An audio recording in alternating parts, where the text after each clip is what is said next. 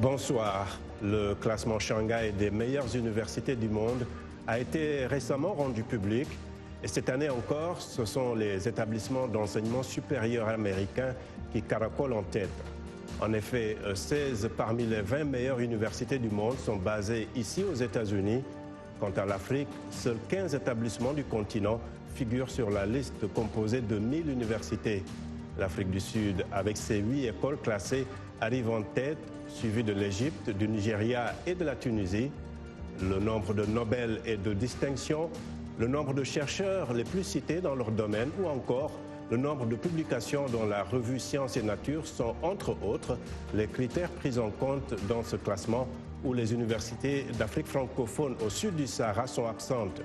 Quels sont les obstacles à un enseignement de qualité en Afrique? Qu'en est-il du financement de la recherche dans les universités?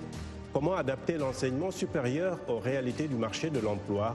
Nous allons évoquer toutes ces questions avec nos invités.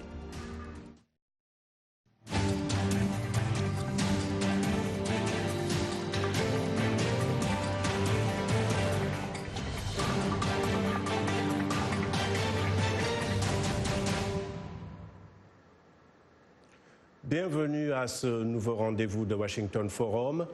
À l'image de plusieurs établissements à travers le continent, l'Université de Niamey a traversé ces dernières années une série de crises qui se sont manifestées par des grèves et ont souvent perturbé le calendrier académique.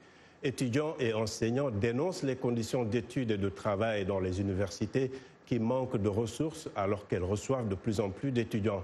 Abdul Razak Idrissa a parlé à un doctorant et à un enseignant de l'université Abdou Moumouni de Niamey sur les difficultés auxquelles ils font face.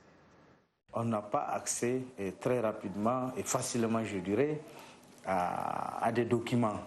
Vous pouvez passer un an avec votre projet de thèse assez fourni, mais très malheureusement, vous pouvez être heurté à un obstacle comme celui d'accéder à quelqu'un qui peut encadrer votre travail. La deuxième difficulté aussi, c'est l'accès à la bourse de recherche.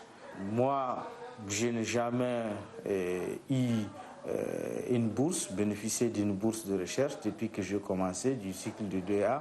Ça, c'est sérieux, vraiment, celui qui vous dit qu'il est dans les conditions même minimales de recherche, vraiment, je pense que la raison qu'il donne n'est pas bien fondée. L'LMD, c'est un système avec une philosophie et surtout une flexibilité de la formation. Je pense que beaucoup d'acteurs sont dans le système sans pouvoir le maîtriser. Et vous constatez que donc, on a ouvert des filières en LMD, aussi bien dans les universités publiques que dans les écoles. Mais concrètement, qu'est-ce que cela donne en tant que produit fini sur le marché? Vous constatez que le produit fini n'est pas à la hauteur. Voilà donc quelques témoignages depuis Niamey qui nous permettent de lancer ce débat. Nous avons 3 invités avec nous depuis nos studios de New York. Souleymane Bachir Diagne, chef de département à Columbia University. À Londres, Léonard Wanchekon, professeur d'économie à Princeton. David Zunmenou Dossou, chercheur indépendant à Pretoria. Merci à tous d'être avec nous. Donc, je démarre avec vous, Souleymane Bachir Diagne. Vous enseignez à Columbia, qui est classée 8e dans le monde selon ce classement. Vous avez aussi enseigné à l'université Cheikh Anta Diop de Dakar, qui ne figure même pas dans ce classement. Pensez-vous que le Shanghai Ranking reflète réellement le niveau de l'enseignement supérieur en Afrique? Les indications que ce classement donne sont de vraies indications, il faut en tenir compte. C'est vrai que les paramètres sont tels que ce classement mesure beaucoup mieux les universités de type américain que d'autres universités. Par exemple, on a pu considérer qu'il ne reflétait pas réellement la réalité des universités françaises, qui ne sont pas aussi bien classées qu'on aurait pu s'y attendre. Mais il n'en demeure pas moins que c'est un bon instrument de mesure qui donne une photographie relativement fidèle de la réalité des universités à travers le monde. Et le fait que l'Afrique n'y figure pas avant la 200e place est un signal d'alarme dont il faut que nous tenions compte.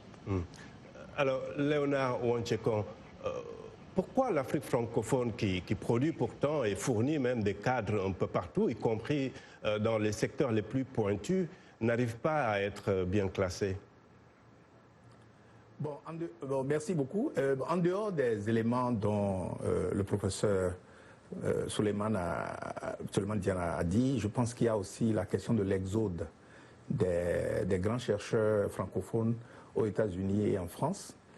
Et le fait que les universités francophones en particulier n'ont pas pu développer des rapports de collaboration assez sérieux avec les universités du Nord, qui est un élément important, parce que beaucoup d'universités aujourd'hui arrivent à générer des ressources indépendantes et faire la recherche, mais beaucoup également génèrent des ressources par la collaboration externe et par la collaboration de recherche avec les universités du monde entier. Donc ça, c'est très important. Maintenant, un élément, je pense qu'il faut souligner, je pense que c'est très important, c'est l'accent sur la recherche. Je crois que les universités francophones en particulier, il y a beaucoup d'accent mis sur, disons, sur l'enseignement, sur la formation, mais pas nécessairement sur la recherche. Donc ça fait que la qualité des enseignements en souffre. Et également, beaucoup de professeurs sont, à cause de l'accent sur l'enseignement, pas sur la recherche, beaucoup de professeurs sont dans la consultation, ils ne sont pas récompensés par le travail de recherche qu'ils ont fait. Donc tout ça là ensemble explique pourquoi en fait les pays francophones sont en retard. D'accord, on pourra revenir sur tout cela d'ailleurs. David Zunmenou, vous êtes en Afrique du Sud, donc vous connaissez bien un peu les deux systèmes. Est-ce qu'il est juste de présenter la question sous forme d'opposition entre système francophone et système anglophone? Oui, je pense qu'il est juste raisonnable de le présenter comme ça. Quand j'étais au Bénin, fraîchement sorti de l'École nationale d'administration, je me posais beaucoup de questions, savoir ce que la formation que j'ai reçue peut me permettre d'être vendu sur la scène internationale.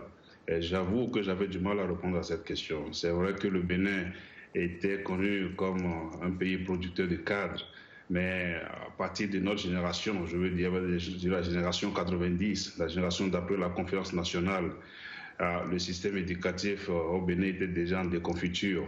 Et là, moi, j'ai voulu carrément m'exiler du monde francophone pour faire l'expérience du monde anglophone et voir un peu à quoi cela ressemble du point de vue de l'efficacité et surtout du point de vue de la capacité d'apporter des solutions aux problèmes auxquels nos pays ou notre continent sont confrontés. Et je pense que c'est à la recherche de solutions à cette question, à ces interrogations, à mon propre niveau, que j'ai pu décrocher une bourse pour aller étudier à Wits University en Afrique du Sud. Et je pense que l'opposition va juste pour permettre de voir là où on traîne les pas et là où les autres sont en avance, particulièrement ce que le professeur Wachepon a dit, à travers le partenariat Nord-Sud. Donc c'est vraiment un débat légitime qu'il faut avoir. Alors, professeur Diagne, la recherche est une composante essentielle dans la vie d'une institution universitaire. Hein. Beaucoup d'universitaires sont obligés à un moment ou à un autre de poursuivre leur recherche ou leur carrière en dehors du continent. Est-ce que les pouvoirs publics sont conscients de ce que cela peut engendrer comme perte pour le continent? Il est vrai que l'infrastructure même de la recherche est décisif dans la comparaison que nous avons faite entre le système francophone et le système anglophone, c'est la langue.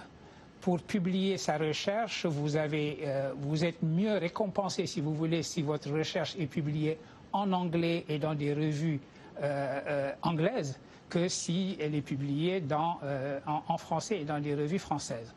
Et pour ce qui est de la recherche dans les sciences, disons, les sciences dures et les sciences expérimentales, évidemment, les laboratoires qui sont nécessaires à une recherche de qualité sont en général situés dans ce qu'on appelle le Nord. Par conséquent, la mobilité intellectuelle, de toute façon, la mobilité académique a toujours été une composante de la vie des universités et de la vie académique, mais elle est encore plus nécessaire, si je puis dire, pour les universités du Sud. Mener une recherche de qualité, c'est nécessairement se déplacer périodiquement à intervalles plus ou moins rapprochés pour aller se ressourcer, pour ainsi dire, dans les universités du Nord où les infrastructures de la recherche se trouvent et également où les lieux de publication qui vous donnent une visibilité académique au-delà de votre petite université et de votre petit département, cette visibilité-là se joue là. Oui. Le doctorant qu'on a eu au début de l'émission, le doctorant de Niamey, parlait d'un problème d'accès aux documents, mais à l'ère du numérique, ce n'est pas acceptable quand même. Les universités peuvent au moins avoir accès à ces documents via, disons, plusieurs plateformes au numérique, non? Vous avez parfaitement raison, parce que dès lors que les possibilités techniques existent, il est inacceptable que l'on ne profite pas totalement de ces possibilités-là. Évidemment, la question de la documentation devrait être une question réglée, puisque le numérique nous donne une solution possible. De la même manière d'ailleurs que les universités virtuelles vont probablement être appelées à se développer, parce qu'une des grandes composantes de la crise que les universités vivent, c'est la composante démographique. Alors, professeur Wanchekan, l'enseignement coûte cher et il est évident aussi que le financement pose problème. Comment doit-on s'y prendre entre la nécessité d'investir dans un enseignement de qualité et un droit à l'éducation? C'est très important de penser à la question de gouvernance, donc des initiatives que nous devons prendre donc, pour faciliter l'accès à l'éducation. Maintenant, la question financière que vous soulevez est tout aussi importante également. Maintenant, de plus en plus, il faut qu'on ne se contente pas simplement des frais de scolarité. Il faut, par exemple, que des universités dans certains secteurs soient pratiquement de mini-entreprises. Donc, où les gens sont capables de générer des produits, de générer des ressources, de développer des activités qui sont génératrices de revenus. Et ça, c'est tout à fait possible et ça se fait aujourd'hui dans le domaine de l'informatique, dans le domaine des études africaines. Par exemple, il y a des universités qui développent donc, des documentaires donc, qui peuvent être commercialisés. Et dans le domaine de l'agriculture, etc. Maintenant, le troisième élément, c'est les fonds de recherche. Le gouvernement joue un rôle important, mais les organisations internationales jouent également des rôles extrêmement importants. Et de là, le partenariat donc, des universités locales avec les universités étrangères, c'est vital. Par exemple, pour donner un simple exemple, disons, j'ai créé une école au Bénin et cette école a pu avoir une grosse subvention des Britanniques pour faire une étude sur le système du Nigeria, quelque chose que nous ne pouvons jamais générer par nous-mêmes. Ouais. Donc c'est pour dire quoi, que ces trois fronts, disons l'entrepreneuriat, la collaboration internationale, en même temps que les frais de scolarité, et les frais de scolarité de moins en moins, doivent être mis ensemble, quoi, donc pour pouvoir générer les ressources qu'il faut, donc pour pouvoir avancer dans la recherche. Alors, David Zunmenou, les étudiants sud-africains ont souvent aussi protesté contre le coût élevé des études en Afrique du Sud. Mais n'est-ce pas un peu ce qui permet aussi d'attirer les universitaires d'un peu partout et aussi de dispenser un enseignement de qualité?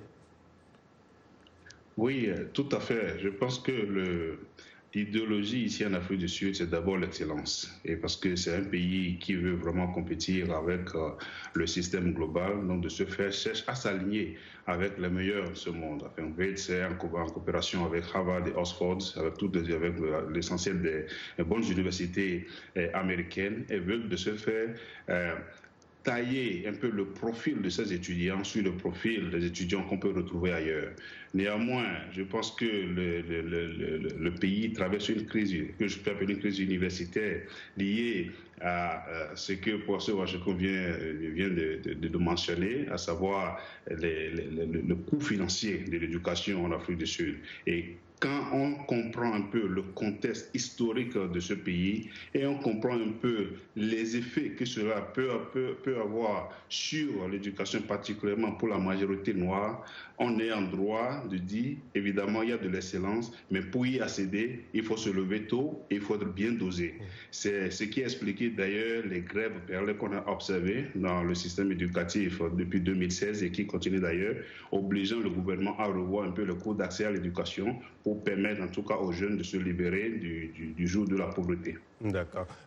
Professeur Souleymane Bachir Diagne, quand l'université Cheikh Anta Diop compte ou en tout cas autour de 80 000 étudiants, presque tous boursiers d'une façon ou d'une autre, et qui étudient aussi presque gratuitement, comment l'université peut-elle s'en sortir ?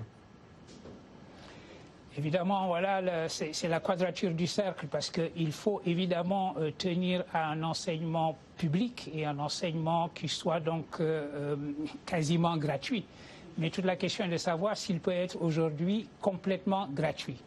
Peut-être que sauver l'enseignement public, un enseignement public de qualité, c'est faire en sorte que la participation des étudiants, des familles, disons, soit augmentée. C'est devant cette question-là que l'on s'est trouvé, par exemple, au Sénégal, lorsqu'il y a quelques années, il a fallu réfléchir à un moyen de revitaliser l'enseignement supérieur, de réformer un enseignement supérieur qui soit un enseignement de qualité, qui soit un enseignement inscrit véritablement dans la réalité socio-économique du pays.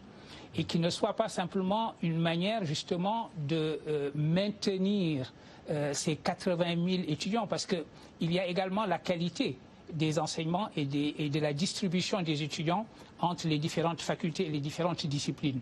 Sur les 80 000 en question, vous aurez une grosse moitié qui va se concentrer à la faculté des lettres et sciences humaines. Ça aussi, c'est un problème. Il faut que nous développions, les universités doivent développer des enseignements dans les secteurs des sciences, des techniques, de l'ingénierie, des mathématiques, beaucoup plus que dans les humanités et les sciences sociales, où malheureusement beaucoup d'étudiants se trouvent au fond par défaut. Non pas qu'ils aient quelque vocation que ce soit dans les humanités et les sciences sociales, mais ils se trouvent là parce qu'ils ont fui et horrifiés devant les études de mathématiques. Et ça aussi, c'est un autre problème qui s'ajoute à la question démographique. D'accord. Alors, professeur Wang Tchekon, faut-il se défaire de la gratuité dans l'enseignement supérieur? Non, je pense que oui et non. D'abord, oui, parce que, comme le professeur Bachir Diagne l'a souligné, le poids financier devient de plus en plus lourd, donc il faut trouver une solution. Maintenant, il faut être créatif. Par exemple, il y a des systèmes que les gens développent de prêts, bourses, que l'on donne, ou bien ce qu'ils appellent work study, où les étudiants travaillent sur le campus, les étudiants travaillent sur les projets de recherche pour pouvoir réduire les frais de scolarité. Donc il est possible, par exemple, que les universités réduisent les coûts d'opération en impliquant les étudiants. Et donc, dans ce système-là, savoir que le coût de la formation est couvert, en même temps que les étudiants n'ont pas à faire face à des factures très élevées. Mais j'insiste encore une fois de plus sur le fait que il y a des financements qui sont aujourd'hui disponibles pour la recherche. Ouais. Et aujourd'hui, la recherche en Afrique, aujourd'hui, c'est quelque chose qui se développe. Donc, par ce biais, les chercheurs, les professeurs ont la possibilité de trouver des sources de financement alternatifs, quoi. Donc, pour permettre aux universités de survivre. Oui. D'accord, ça marche. Donc, nos téléspectateurs ont également été nombreux à réagir sur la page Facebook de VOA Afrique. Trésor Congolo à Kananga, en RDC, dit que l'enseignement est au rabais vu les moyens alloués à ce secteur dans certains pays et l'absence d'une politique adaptée. Imoru Bondabou à Sekbana au Bénin écrit parmi les obstacles, il y a la misère des étudiants et la mauvaise politique sectorielle du gouvernement. En plus, le financement des recherches est trop faible. Doba Djonsala à N'Djamena au Tchad pense que les universités africaines sont moins performantes parce que les États africains ne comprennent pas que le développement d'un pays passe inéluctablement par un enseignement de qualité. Voilà donc quelques-unes des nombreuses réactions sur notre page Facebook. Merci de rester fidèle à VOA Afrique. Washington Forum revient dans une courte pause, après une courte pause.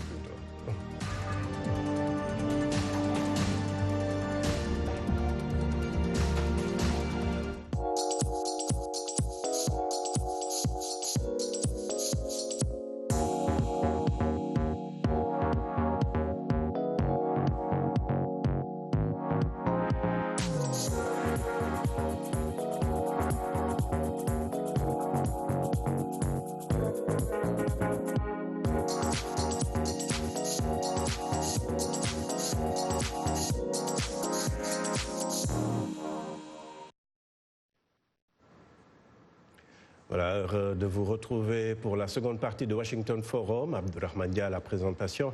Je rappelle nos invités depuis nos studios de New York, Souleymane Bachir Diagne, chef de département à Columbia University, de nos studios de Londres, Léonard Wang Tchekon, professeur d'économie à Princeton, et David Zunmenou Zdossou, chercheur indépendant à Pretoria. Au Cameroun, plus de 240 institutions d'enseignement supérieur privées sont fonctionnelles dans 8 des 10 régions du pays, d'après les chiffres officiels. Cette diversification de l'enseignement privé est bien visible à Yaoundé, où il fait concurrence aux universités d'État. C'est un reportage d'Emmanuel Julta. L'offre en formation dans les institutions privées d'enseignement supérieur est variée au Cameroun, notamment à Yaoundé. Nous formons dans les différentes filières de commerce et gestion, technologie et industrie, tourisme, santé, communication. L'ISTAC, entendez Institut supérieur de technologie appliquée de gestion, offre aux étudiants 3 parcours. Le BTS, la licence professionnelle et le master professionnel. Des formations qui attirent de plus en plus les étudiants au détriment des universités publiques. Les professeurs prennent le temps d'expliquer, ils prennent le temps de répéter. Si tu n'as pas compris, tu poses ta question. Contrairement aux universités publiques, nous sommes par exemple, cette année on était par exemple 8 par salle. Dans les universités publiques, on apprend juste la théorie, pourtant dans les universités privées, on apprend et la théorie et la pratique. À l'ère de la concurrence, les institutions privées d'enseignement supérieur battent même campagne par des affiches à la veille de la rentrée académique. D'autres organisent des journées d'orientation pour les nouveaux étudiants. Ce qui me motive à fréquenter une université privée, c'est qu'il y a de bons professeurs, des professeurs qualifiés et l'enseignement est de haute qualité. La langue d'apprentissage des étudiants sort également certaines universités privées du lot. Avant d'arriver ici, je me suis rendue dans d'autres instituts. On enseigne là-bas seulement en français. Et je ne pouvais pas étudier en français parce que je suis d'expression anglaise. C'est pourquoi je suis venue ici à Siontou. Au ministère de l'Enseignement supérieur, l'on se réjouit de cette offre quantitative et qualitative de formation.